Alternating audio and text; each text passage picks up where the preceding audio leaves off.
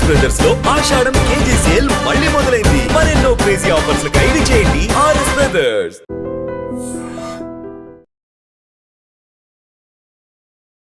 Gandikota mystery.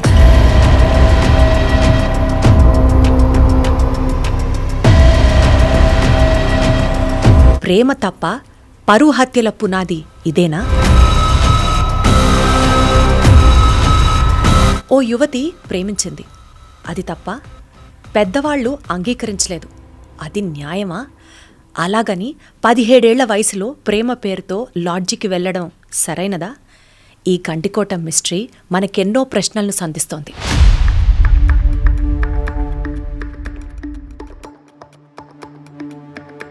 ప్రేమ తప్ప పరువు పేరిట హత్య చేయడమే ఒప్ప అంటే let's watch this special story.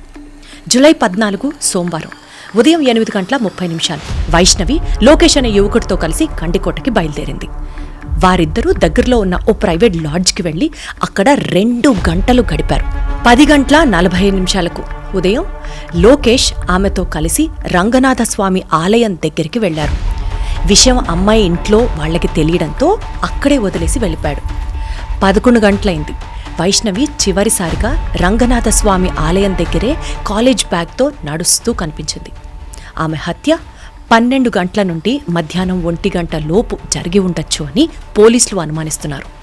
ఆ తర్వాత రోజు ఉదయం ఆమె శవంగా అర్ధనగ్నంగా బయటపడింది.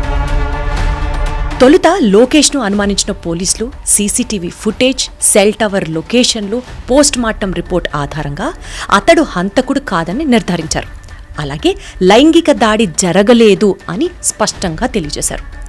ఆమె శరీరంపై బలవంతంగా దుస్తులు తొలగించబడ్డాయి. ఛాతీ, కడుపుపై పఫ్ఫుల్ను పెట్టడం, అర్ధనగ్న స్థితిలో వదిలేయడం, ఇవన్నీ ఎలాంటి ఇండికేషన్లు ఇస్తాయంటే ఖచ్చితంగా ఎవరైతే చంపాడో పోలీసుల్ని మిస్లీడ్ చేయడానికి ఆధారాలు ఉన్నట్లుగా స్పష్టంగా మనకు అర్థమయ్యాయి. ఇది హత్య మాత్రమే కాదు, ఒక విషాదం, ఒక కుటుంబం గుండె పగిలిన క్షణం. మా పాప సోమవారం పొద్దున 8 గంటలకు కాలేజ్ కని బయలుదేరింది. ఇక్కడే ఇంకొక కొత్త యాంగిల్ వెలుగులోకి వస్తుంది. పోలీసుల దృష్టి ఇప్పుడు పరువు హత్య కోణం అనే వైపు కొనసాగుతోంది. వైష్ణవి కుటుంబ సభ్యులు, ముఖ్యంగా సోదరులు బ్రహ్మయ్య, కొండయ్య, ఆమె ప్రేమ వ్యవహారం వల్ల ఇంటి పరువు దెబ్బతింటుంది అనే ఒక ఉద్దేశంతో ఆ ఘాతుకానికి పాల్పడినట్లుగా అనుమానాలు కూడా వ్యక్తమవుతున్నాయి. వీరిద్దరిని వేర్వేరు ప్రాంతాల్లో పెట్టి పోలీసులు విచారిస్తున్నారు. మనకున్నటువంటి అత్యుత్సాహంతో పోలీసులు చేస్తున్నటువంటి ఈ ఇంటరాగేషన్ని దయచేసి ఇలా జరుగుండొచ్చు, అలా జరుగుండొచ్చు అని చెప్పి let us not draw any conclusions. పోలీసులు తగిన సమయం తీసుకొని ఈ కేసుని ఛేదించాలని మనస్ఫూర్తిగా కోరుకుందాం. అయితే ఇక్కడ మాత్రం ఒక క్లియర్ మెసేజ్ చాలా అవసరం. ప్రేమ తప్పు కాదు, కానీ సమయానికి సరైన తీర్పు మాత్రం చాలా అవసరం. 17 ఏళ్ల వయసులో ప్రైవేట్ లాడ్జికి వెళ్లడం తల్లిదండ్రులకు, సమాజానికి జీర్ణించుకోలేని విషయం. కోర్టు సినిమాలో ఒక లైన్ గుర్తుందా? హోటల్లో 2 గంటల పాటు ఏం జరిగింది? ఇక్కడ కూడా అదే ప్రశ్న. నేను కోర్టు సినిమా గురించి మాట్లాడుతున్నాను. ప్రేమ తప్పుడు విషయం ఏమీ కాదు, కానీ వయసుకు మించిన స్టెప్స్ తీసుకోకుంటే దాని పరిణామాలు మాత్రం ఏమైనా కావచ్చు. మరికొంత బాధ్యత తల్లిదండ్రులది కూడా ఉంది. మారుతున్న ప్రపంచాన్ని అర్థం చేసుకోలేక పిల్లల మీద గుసగుసలు, బెదిరింపులు, పరువు పేరిట ఒత్తిళ్లు పెడితే దానికి పరిష్కారం ప్రేమ హత్య కాదు. మొత్తానికి మారల్ పేరెంటింగ్ లోపిస్తోంది ఇవాళ రోజుల్లో.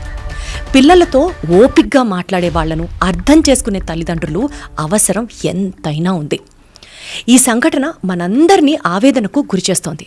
అయితే తల్లిదండ్రులు, విద్యార్థులు ఇద్దరూ ఈ విషయాల్లో సమన్వయం చూపించాలి. పెద్దవాళ్లకు బాధ్యతతో ఉండాలి, చిన్నవాళ్లు వాళ్లను చూసి విలువలను నేర్చుకోవాలి. ఒక్క విషయం స్పష్టంగా గుర్తు చేసుకోవాలి, ప్రతి సంబంధం విజయవంతం కావాలంటే తల్లిదండ్రులు, పిల్లల మధ్య అవగాహన చాలా చాలా అవసరం. గండికోట యువతి మర్డర్ కేసు అప్డేట్కి సంబంధించి 10 రోజుల క్రితం జరిగిన గండికోట బాలిక హత్య కేసులో ఇప్పటికీ మిస్టరీ వీడలేదు. హంతకులెవరో పోలీసులు తేల్చలేకపోతున్నారు. లోకేష్ హంతకుడు కాదని నిర్ధారణకు వచ్చినా అసలు హంతకులు ఎవరు అన్న విషయంపై పోలీసులు క్లూలెస్గా మారారు. మధ్యాహ్నం 12 నుంచి 1 గంట మధ్య సమయంలో జరిగిన హత్యకు సంబంధించి తల్లిదండ్రుల పాత్ర ఉందా అన్నది కూడా ఇంకా తెలియలేదు. ప్రధానంగా పరువు హత్య కోణంలో దర్యాప్తు జరుగుతోంది. బాలిక సోదరులైన బ్రహ్మయ్య, కొండయ్యలపై పోలీసులు ప్రత్యేక దృష్టి సారించారు. వారిని వేర్వేరు ప్రాంతాల్లో పిచ్చి విచారిస్తున్నారు. ఈ కేసు కడప జిల్లాలో తీవ్ర సంచలనం సృష్టించింది. బాలికపై లైంగిక దాడి జరగకుండా హత్య చేయడమే పలు అనుమానాలకు దారిస్తోంది. సాంకేతిక ఆధారాల ద్వారా cell phone tower data, CCTV footage ఆధారంగా విచారణ ముమ్మరంగా కొనసాగుతోంది. 1-2 రోజుల్లో నిజాలు వెలుగులోకొచ్చే అవకాశం ఎంతైనా అవకాశం ఉంది.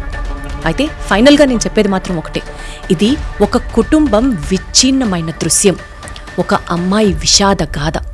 ఆమెకు న్యాయం జరగాలి. ఈ కేసుకు పోలీసులు లాజికల్ కంక్లూజన్ ఇవ్వాలని మనస్ఫూర్తిగా కోరుకుంటున్నాను. నేను మీ host Deepti. Until justice speaks.